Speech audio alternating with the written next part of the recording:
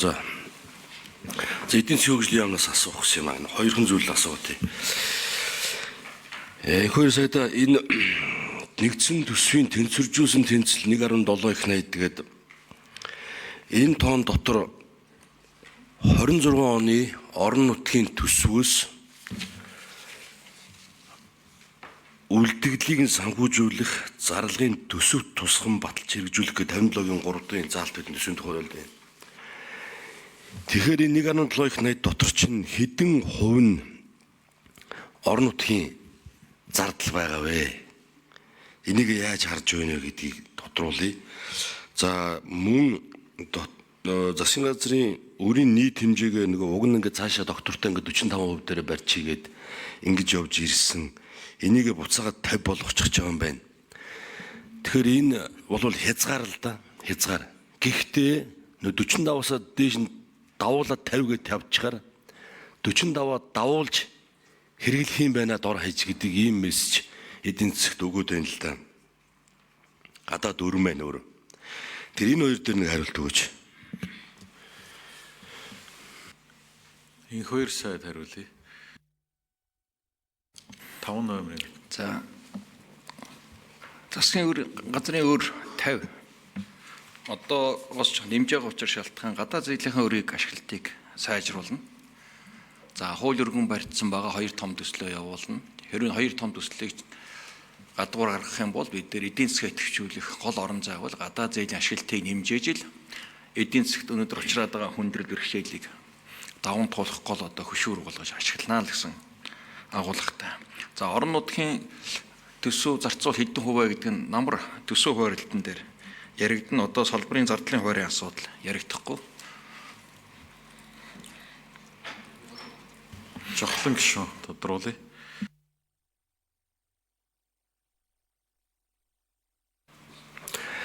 Уг нь засгийн газраас өргөн барьсан зээлийн ашиглалтыг бид нар дэмжиж явж байгаа. Тэгэхдээ тэн дотор чинь бид нар ингэж амлаж байгаа шүү дээ. Зээлийн ашиглалтаа нэмнэ. Гэхдээ төсөв өрөөнийхөө гадаад зээлийнхээ хязгаарыг бид нар хүндэхгүй. Энд таазаа бол хүндэхгүй. Энийг бол одоо нэвт цоолохгүй. Энэ дотроо барина гэж хэлээд ингэж амлаад, ингэж ойлгуулад тэгээ зээлийн ашиглалтыг нэмж байгаа шүү дээ. Тэгэхээр одоо эн чинь зээлийн ашиглалтыг чи нэмнэ. Өөрөөгөө дээд хязгаарыг чи нэмнэ гэдэг. Тэгэхээр энэ мессеж чинь зөв үгүй. Энийг нэг эргэж хараарай. Уг нь их хамгаалаа тэр 2 зээлийн ашиглалтыг нэмээд уг нь 45% бол хангалттай багтахаар байгаа шүү дээ. Хангалттай багтаж байгаа шүү дээ. За энийг нэг эргээд хараад гараа. Энэ ийм шүү дээ. 27 оных чинь инх баггүй юу? 27 оны энэ алдагдал дотор чинь их хамгаалаа 26 оны орон нутгийн гараагүй зардал багтаж орно шүү дээ. Тэгэхээр 26 оны төсөв батлагдсан дээр орон нутгийн батлах төсөв биш байхгүй. Тэр чинь бүр 28 онд очно. Энэ 27 оны төсвийн тэнцвэржүүлсэн алдагдал дотор чинь би дахиад хэлье. 26 оны орон нутгийн төсвийн энэ жил гараагүй зардал чинь тийшээ шингэж орно шүү дээ. Тэгэхээр тэрийг та тооцоолж эндийг оруулахгүй бол болохгүй шүү дээ. Одоо 25 оны төсвийн гүйцэтгэл ярихад тэр яригдана. Өөрөөр хэлбэл 1.7 их 80-ийг чинь 1.3 их 80-д нь орон нутгийн төсвийн зардал байна. Тэгэхээр өөрөөр хэлбэл засгийн газар нөгөө зардлаа шингээж чадахгүй. Нөгөө алдагдал чинь орон нутгийн зардлаар дүүрчээд байгаа байхгүй юу?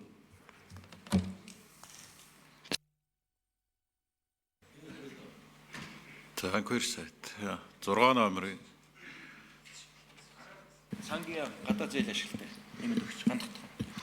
За эдийн засгийн хөгжлийн минь хямглан тэр сүүлийн хэсэгдэл хариулъя. За алдагдлыг өмнө жил бид төсөөлөхдөө 27 оны алдагдлыг дотоодын нийт бүтээгдэхүүний 0.8%-аар төсөөлж батлуулсан байсан өмнөх төсвийн үрэн дээр. Төсөөллийн хэсэгт нь. Тэгэхээр энэ жил эдийн засгийн идэвхжил нэлээд буурж байгаа болохоор мөн хөрөнгө оруулалтын боломжууд нэлээд буурж байгаа болохоор дотоодын нийт бүтээгдэхүүний 1.5% руу болгож нэмэгдүүлж байгаа.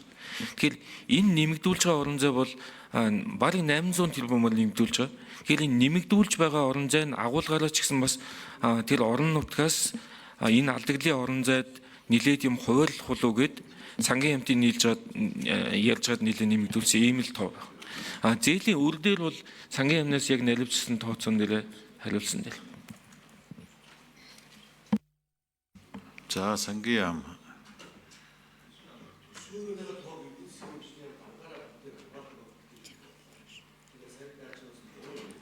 Ганбаатар гишүүнийг асуултанд нэмж.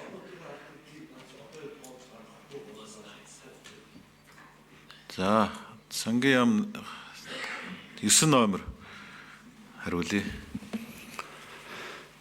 За сангийн амны өрөө удирдлагын дараа гаан тогтох чухлын гишүүний асуултанд хариулъя.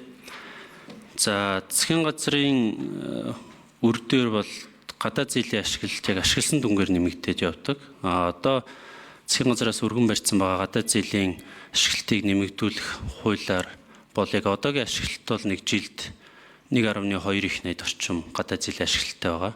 За хууль батлагдсанаар бол энэ ашиглалт бол нэг жилд 3-аас 4 их найд болж нэмэгдэх ийм төлөвлөгөөтэй байгаа.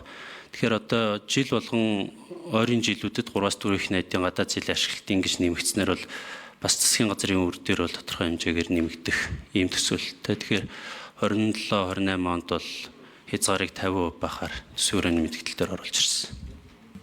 Жохлон гишүүн тодруулъя.